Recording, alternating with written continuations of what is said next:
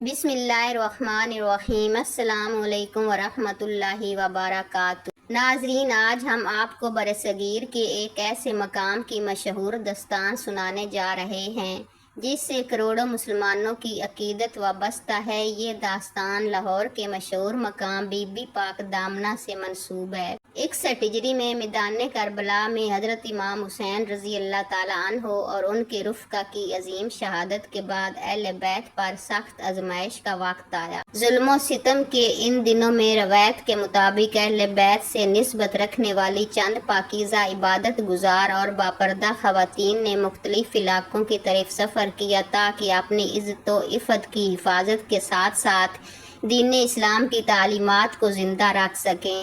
کہا جاتا ہے کہ ان خواتین کی زندگی زہد، عبادت، تقویٰ اور خدمت خلق سے بھری ہوئی تھی۔ وہ راتوں کو اللہ تعالیٰ کے حضور قیام کرتی، قرآن کی تلاوت کرتی اور دن میں مسافروں، یتیموں اور ضرورت مندوں کی مدد کرتی۔ طویل سفر کے بعد ان کا قافلہ اس شہر میں پہنچا جسے آج ہم لاہور کہتے ہیں۔ اس وقت لاہور ایک خوبصورت مگر بت پرستی سے متاثر شہر تھا جہاں ایک مقامی راجا کی حکومت تھی۔ جب لوگوں نے ان پاکیزہ خواتین کو دیکھا تو ان کے چہروں پر عبادت کا نور، ان کے کردار کی پاکیزگی اور ان کی گفتگو کی مٹھاس سے بے حد متاثر ہوئے۔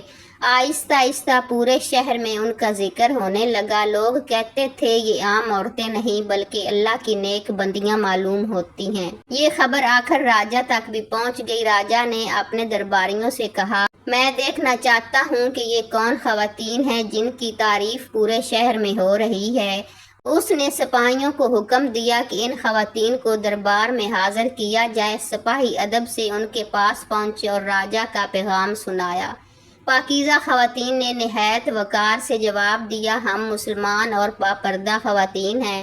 ہمارا دین ہمیں غیر محرم کے سامنے جانے کی اجازت نہیں دیتا۔ ہم اپنے رب کے حکم کو کسی دنیاوی حکم پر ترجیح دیتی ہیں۔ جب سپاہیوں نے واپس جا کر یہ بات راجا کو بتائی تو وہ سخت غصے میں آ گیا۔ روایت میں ہے کہ اس نے کہا، میں اس شہر کا حکمران ہوں، میرے حکم کی نافرمانی کیسے ہو سکتی ہے؟ اگر وہ خوشی سے نہیں آتی تو انہیں زبردستی لے آؤ۔ راجا کا حکم سنتے ہی سپاہیوں کا ایک دستہ دوبارہ روانہ ہوا۔ اس وقت وہ پاکیزہ خواتین شہر سے کچھ فاصلے پر عبادت میں مشغول تھیں۔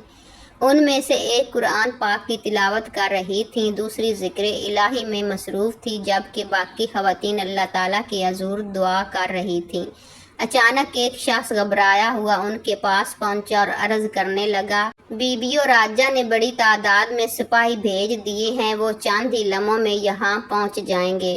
روایت کے مطابق یہ سن کر کسی کے چہرے پر خوف کے آثار ظاہر نہ ہوئے۔ ان میں سے بزرگ خاتون نے فرمایا، ہم نے ہمیشہ اللہ پر بھروسہ کیا ہے، آج بھی ہمارا مددگار وہی ہے۔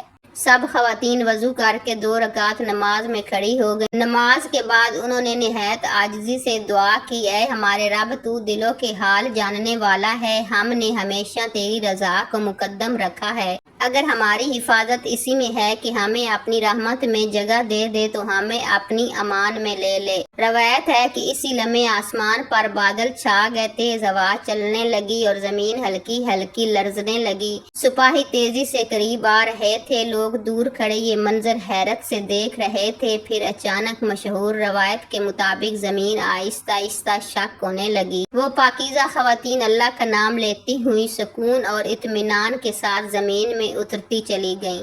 لوگ حیرت سے دیکھتے رہ گئے۔ جب آخری خاتون بھی زمین میں سما گئی تو زمین دوبارہ پہلے کی طرح برابر ہو گئی، لیکن روایت میں آتا ہے کہ ایک بی بی کے دوپٹے کا ایک کنارہ یعنی پلو زمین سے باہر رہ گیا تھا۔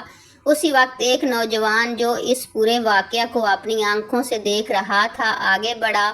وہ حیرت سے اس دوپٹے کو دیکھتا رہا، اس کی آنکھوں سے آنسو بہنے لگے۔ وہ بے اختیار پکار اٹھا، یہ کوئی عام خواتین نہیں ہو سکتی، اللہ نے خود ان کی حفاظت فرمائی ہے، یقیناً اسلام سچا دین ہے۔ روایت کے مطابق اسی لمحے اس نے کلمہ پڑھ کر اسلام قبول کر لیا۔ یہ خبر پورے لاہور میں پھیل گئی، لوگ جوق در جوق اس جگہ پہنچنے لگے۔ ہر شخص اس واقعہ کو اللہ کی قدرت کی نشانی قرار دے رہا تھا۔ وہ نوجوان روزانہ اس مقام پر آتا، صفائی کرتا، چراغ جلاتا اور آنے والوں کی خدمت کرتا۔ وہ لوگوں سے کہتا میں نے اپنی آنکھوں سے اللہ کی قدرت دیکھی ہے، اس لیے میری باقی زندگی اسی جگہ کی خدمت کے لیے وقف ہے۔ کہا جاتا ہے کہ اس نوجوان کی زندگی اس واقعہ کے بعد مکمل طور پر بدل گئی۔ وہ صبح سویرے اس مقام پر پہنچتا، ارد گرد کی صفائی کرتا، آنے والے مسافروں کے لیے پانی کا انتظام کرتا اور ہر وقت اللہ تعالیٰ کی یاد میں مصروف رہتا۔ لوگ اس سے پوچھتے تم نے اپنی پوری زندگی اس جگہ کی خدمت کے لیے کیوں وقف کر دی؟ وہ جواب دیتا میں نے اپنی آنکھوں سے اللہ کی قدرت کی ایک نشانی دیکھی ہے، اس دن کے بعد دنیا کی کوئی چیز میرے لیے اس سے زیادہ قیمتی نہیں رہی۔ روایت ہے کہ اس کی دیانت، عاجزی اور عبادت کی شہرت پورے علاقے میں پھیل گئی۔ دور دور سے لوگ آتے اور اس سے اس واقعہ کی تفصیل پوچھتے۔ وہ ہر بار کہتا میں نے اپنی آنکھوں سے دیکھا کہ اللہ اپنے نیک بندوں کی کیسی حفاظت فرماتا ہے۔ وقت گزرتا گیا، سال بیت گئے، پھر دہائیاں گزر گئیں۔ وہ نوجوان بوڑھا ہو گیا لیکن اس کی خدمت میں کوئی کمی نہ آئی۔ روایت کے مطابق جب اس کا آخری وقت آیا تو اس نے وصیت کی اگر ممکن ہو تو مجھے اسی مقدس مقام کے قریب دفن کرنا، کیونکہ میری زندگی کی سب سے بڑی سعادت یہی رہی کہ میں نے اس جگہ کی خدمت کی۔ کہا جاتا ہے کہ اس کی وفات کے بعد لوگوں نے اسی مقام کے قریب اسے سپرد خاک کر دیا۔ اسی دوران اس جگہ کی شہرت مزید بڑھتی گئی، لوگ اسے بی بی پاک دامن کے نام سے یاد کرنے لگے، یعنی ایسی پاکیزہ خواتین جن کی عزت و عصمت کی حفاظت اللہ تعالیٰ نے فرمائی۔ روایت ہے کہ وقت گزرتا گیا، نسلیں بدلتی گئیں، لیکن اس مقدس مقام کی یاد لوگوں کے دلوں سے کبھی محو نہ ہوئی۔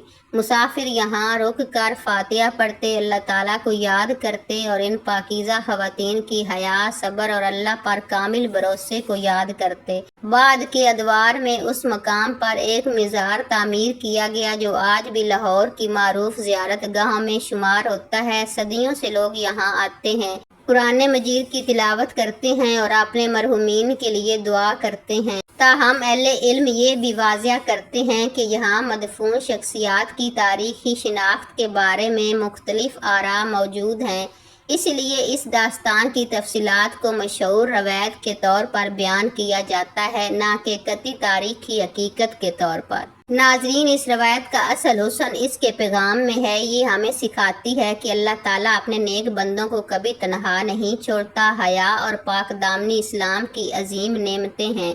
مشکلات میں سب سے پہلے اللہ تعالیٰ کی طرف رجوع کرنا چاہیے۔ دنیا کی عزت اور طاقت عارضی ہے جبکہ اللہ کی مدد ہمیشہ باقی رہتی ہے۔ ہمیں اہل بیت رسول اللہ صلی اللہ علیہ وآلہ وسلم سے محبت کرنی چاہیے، ان کا احترام کرنا چاہیے اور ان کی پاکیزہ سیرت سے سبق حاصل کرنا چاہیے۔ لیکن ایک بات ہمیشہ یاد رکھیں، دعا، سجدہ، نظر اور حاجت صرف اللہ تعالیٰ سے مانگنی چاہیے، کیونکہ وہی اکیلا حاجت روا اور مشکل کشا ہے۔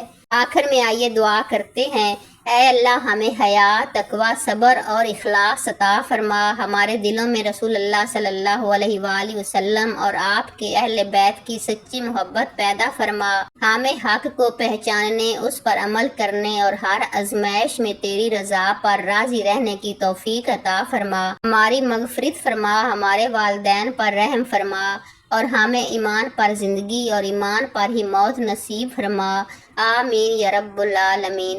اگر آپ کو یہ ایمان افروز داستان پسند آئی ہو تو اسے دوسروں تک ضرور پہنچائیے اور ہمارے چینل کو سبسکرائب ضرور کیجیے۔ اللہ حافظ۔